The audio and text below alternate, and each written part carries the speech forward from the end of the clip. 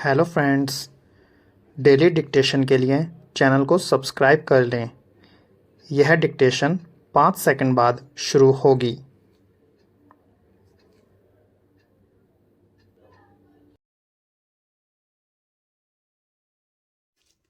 Start. सन 1981 में दक्षिण भारत के 4 राज्य आंध्र प्रदेश, कर्नाटक, केरल और तमिलनाडु राष्ट्रीय आर्थिक गतिविधियों में पांचवें हिस्से से कुछ अधिक के बराबर योगदान करते थे।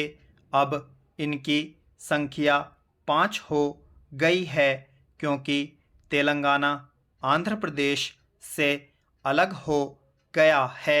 आर्थिक गतिविधियों में उनकी हिस्सेदारी भी बढ़कर लगभग तिगुना यानी 30% हो गई है। आमतौर पर यह स्वीकार भी किया जाता है कि दक्षिण भारत का प्रदर्शन देश के अन्य इलाकों से बेहतर रहा है, लेकिन यह कितना बेहतर रहा है इस बारे में जानकारी कई को चौंका सकती है। जनसंख्या नियंत्रण के क्षेत्र में भी दक्षिण भारत के राज्यों का प्रदर्शन बेहतर रहा है। ऐसे में चूंकि उनकी आबादी बिहार या उत्तर प्रदेश की दर से नहीं बढ़ी, इसलिए वहाँ आर्थिक वृद्धि के लाभ का बंटवारा भी अपेक्षाकृत कम लोगों के बीच होता रहा है। तेज आर्थिक वृद्धि और आबादी में धीमी बढ़ोतरी के मिश्रण की वजह से दक्षिण भारत के राज्यों की प्रति व्यक्ति आय गरीबी राज्यों की तुलना में 2 से 5 गुना है। निश्चित तौर पर दक्षिण के राज्यों का प्रदर्शन महाराष्ट्र और गुजरात से भी बेहतर रहा है, परंतु यह तुलना तब सबसे प्रखर रूप में सामने आती है जब हम बिहार की तुलना कर्नाटक से करते हैं। कर्नाटक की प्रति व्यक्ति आय बिहार की तुलना में 5 गुना अधिक है। तेलंगाना की प्रति व्यक्ति आय उत्तर प्रदेश से 4 गुना अधिक है और केरल की प्रति व्यक्ति आय असम से 2 गुनी है। तमिलनाडु और पश्चिम बंगाल के बीच भी इतना ही अंतर है। बेहतर आय के साथ बेहतर सामाजिक आर्थिक गुण भी आते हैं। दक्षिण भारत की जीवन संभाव्यता अन्य स्थानों से बेहतर है।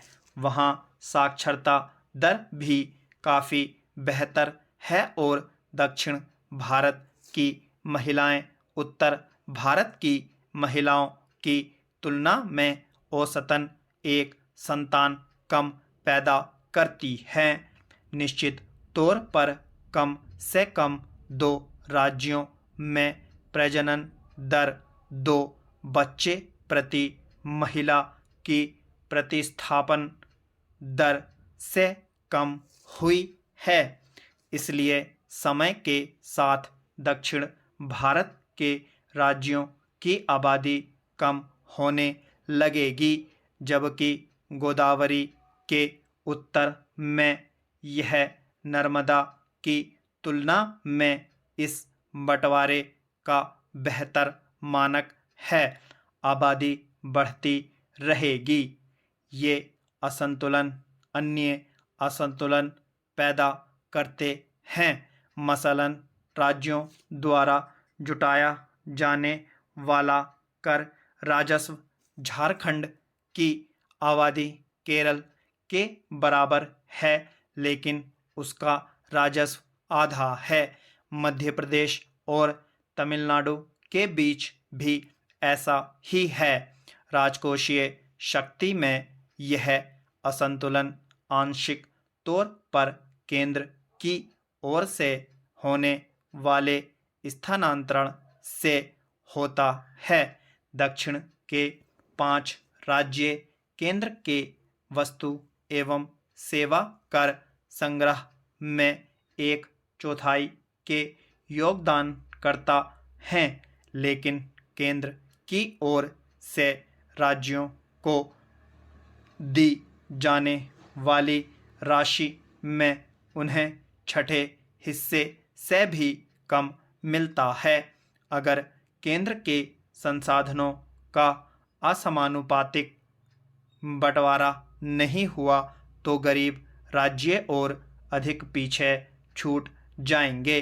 दक्षिण के राज्यों ने कभी शिकायत नहीं की है, लेकिन यह अंतर गहरा बना हुआ है। जब हम सौर ऊर्जा, इलेक्ट्रिक वाहन, मोबाइल फोन और इलेक्ट्रॉनिक कलपुर्जों आदि के क्षेत्र में निजी निवेश की बात करते हैं तो यहाँ भी कहानी टेक सेवाओं जैसी ही है। अधिकांश कारोबार दक्षिण में चला जाता है और बाकी बचा कारोबार भी पश्चिम के 2 बड़े राज्यों महाराष्ट्र और गुजरात में चला जाता है।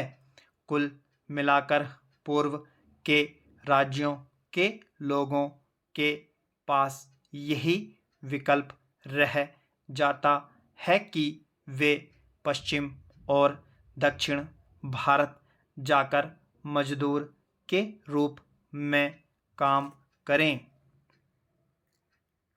यही वह परिदृश्य है जिसमें अगली जनगणना और राज्यों में संसदीय सीटों के नए सिरे से आवंटन या परिसीमन को देखे जाने की आवश्यकता है।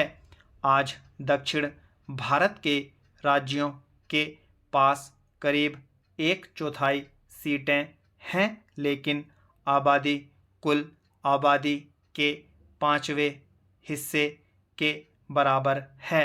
परिसीमन के बाद यह स्थिति बदल जाएगी और संभव है कि करीब 200 नई बनने वाली लोकसभा सीटों में दक्षिण की हिस्सेदारी काफ़ी कम हो।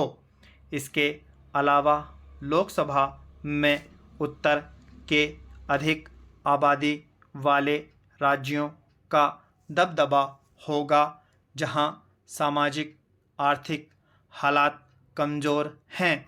ऐसे में अलग किस्म की राजनीति नज़र आ सकती है। उदाहरण के लिए भाषाई नीति को लेकर दक्षिण से पहले ही ऐसी आवाज़ें उठी हैं कि उन्हें जननांकीय सफलता के लिए दंडित न किया जाए। अभी तक इस बात को लेकर मुद्दा नहीं बना है कि दक्षिण के कर का पैसा उत्तर और पूर्व में न भेजा जाए, लेकिन यह मसला भी गंभीर हो सकता है। चूँकि दक्षिण के अधिकांश हिस्सों में क्षेत्रीय दलों का शासन है, इसलिए राष्ट्रीय और उत्तर भारत के दल शायद उस इलाके के विरोध की अनदेखी करें, लेकिन भौगोलिक, आर्थिक, भाषाई और सामाजिक राजनीतिक हिंदुत्व बनाम क्षेत्रीय पहचान सीमांकन को ढक लेने वाले पार्टीवार विभाजन के अपने खतरे हैं। सरकार के लिए यही बेहतर होगा कि वह अधिक क्षेत्रीय स्वायत्तता या राज्य सभा में कोई बदलाव नहीं करने की घोषणा पहले ही कर दे। बदले में दक्षिण के राज्यों को भी यह देखना चाहिए कि उन्हें उत्तर के बाजार की ज़रूरत है। स्टॉप।